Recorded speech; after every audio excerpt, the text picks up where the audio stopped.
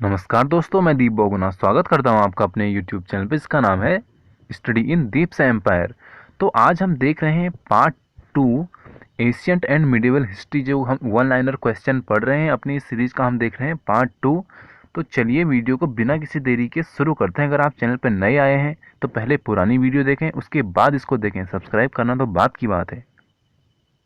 तो अंतिम में हमने ये क्वेश्चन पढ़ा था कि मेगिस्तीनीज की जो पुस्तक है इंडिका के अनुसार मौर्य समाज को कितने वर्गों में बांटा था। तो उसको हमने 7 वर्गों में बांटा था और ये 7 वर्ग भी हमने देख लिए थे।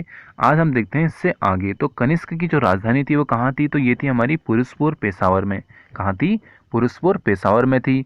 अगला है हमारा क्वेश्चन, नरसिंह वर्मन द्वितीय ने जिसकी उपाधि राज सिंह थी, कांची में किस मंदिर का निर्माण करवाया था। तो ये बहुत ज़्यादा इंपॉर्टेंट क्वेश्चन है। तो उन्होंने कांची में किसका, कौन से मंदिर का निर्माण करवाया था, तो ये था हमारा कैलाश मंदिर। कैलाश मंदिर आपको पता होगा कि कांची में एक बहुत ही ज़्यादा प्रचलित मंदिर है, जहाँ हर साल लगभग 2 से 3 लाख से ज़्यादा दर्शक और श्रद्धालु आते हैं। अगला है हमारा एलोरा की जो प्रसिद्ध गुफा कहें या प्रसिद्ध मंदिर है कैलाश मंदिर, इसका निर्माण किसने करवाया था, तो ये हमारा राष्ट्रकूट शासक कृष्ण प्रथम ने करवाया था। किसने करवाया था? कृष्ण प्रथम ने करवाया था। और यहाँ पे आप दोनों चीज़ों को रिलेट मत करें, ये दोनों क्वेश्चन अलग हैं। ये नरसिंह वर्मन की बात हो रही है, नरसिंह वर्मन द्वितीय, इन्होंने भी कैलाश मंदिर किया था, लेकिन ये कहाँ का था? कांची का था। ठीक है। और एलोरा का जो कैलाश मंदिर है ये दूसरा कैलाश मंदिर है, और ये इसकी जो रचना करवाई थी ये हमारी राष्ट्रकूट शासक कृष्ण प्रथम ने करवाई थी। तो ये 2 क्वेश्चन है, इसलिए दोनों साथ में रखे हैं मैंने। ठीक है, ताकि आप इसमें कंफ्यूज ना होएं, क्योंकि बच्चे कंफ्यूज आते हैं, ऊपर वाले का आंसर नीचे वाला डाल देते हैं, नीचे वाले का आंसर ऊपर वाला डाल देते हैं। तो ये बहुत ही ज़्यादा कंफ्यूजिंग क्वेश्चन भी है।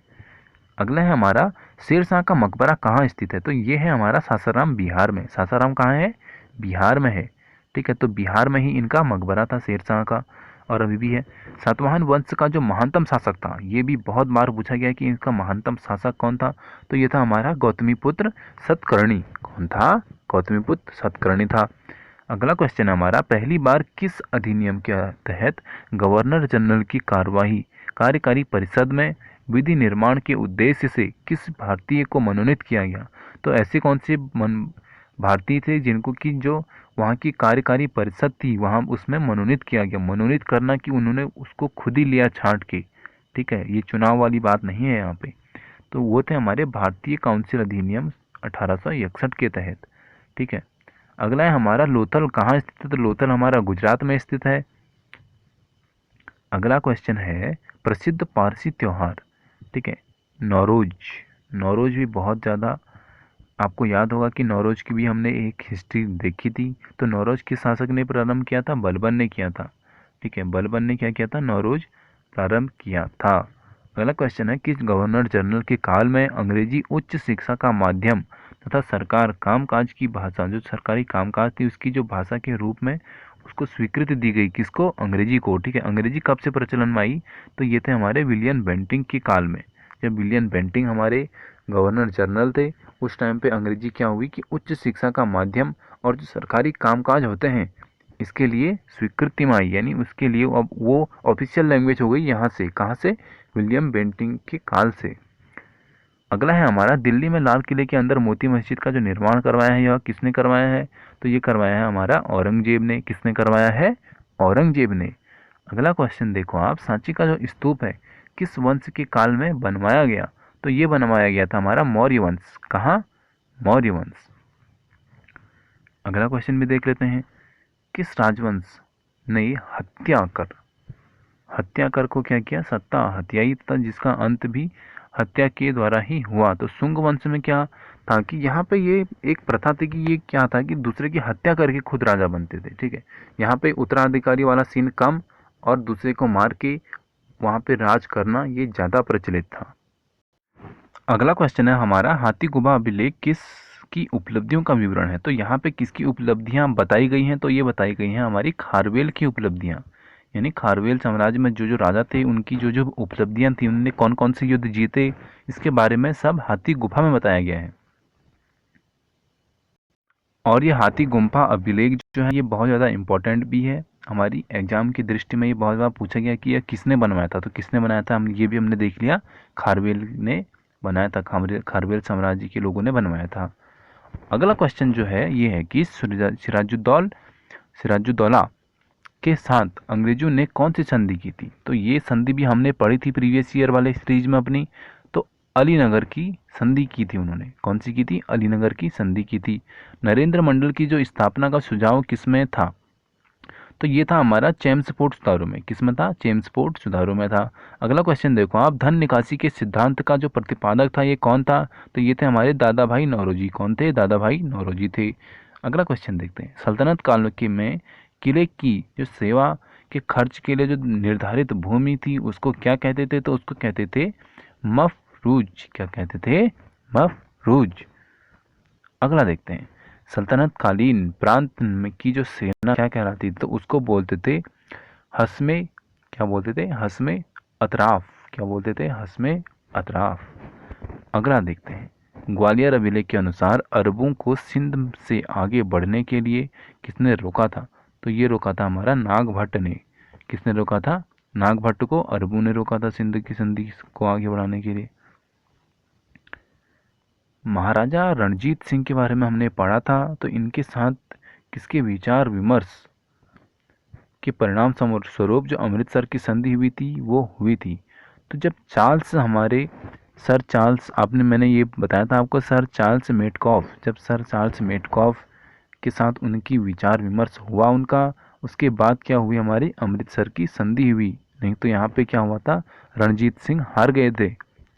अगला क्वेश्चन देखो, किस शासक के शासन काल में बहमनियों ने अपनी राजधानी जो कहाँ शिफ्ट कर दी थी? गुलबर्ग से स्थानांतरित करके बीदर बनाई। तो ये थे हमारे अहमद शाह के शासनकाल में ऐसा हुआ था। अगला देखो, सोमनाथ मंदिर। सोमनाथ मंदिर तो मैंने आपको बहुत ही डीप पढ़ा रखा है कि वो कितनी बार लूटा, कहाँ कहाँ लूटा, उसके कैसे खजाने लूटे, और वहाँ के जो राजा थे उनके, ये जो हमारे भील प्रथम ही थे वहाँ के राजा, तो वो उनकी जो सोच थी उस टाइम पे वो क्या थी कि वो क्या सोचते हैं कि भगवान आएंगे और बचा लेंगे। वाह, यह मैंने आपको बताया था। तो सोमनाथ मंदिर पर महमूद गजनवी ने जब आक्रमण किया तब उस समय वहाँ के जो शासक थे वो कौन थे? भील प्रथम थे। और भील प्रथम जो थे हमारे, इनकी जो भगवान में बहुत ही ज़्यादा आस्था थी। इनको ऐसा लगता था कहीं चोरी हो रही है तो होने दे, सानों की है। तो इसलिए ये बोलते थे कि भगवान आएंगे और हमको भी बचाएंगे, और अपना जो भी उनके गहने हैं, हीरे जवाहरात हैं, वो सब खुद ही बचाएंगे अपने।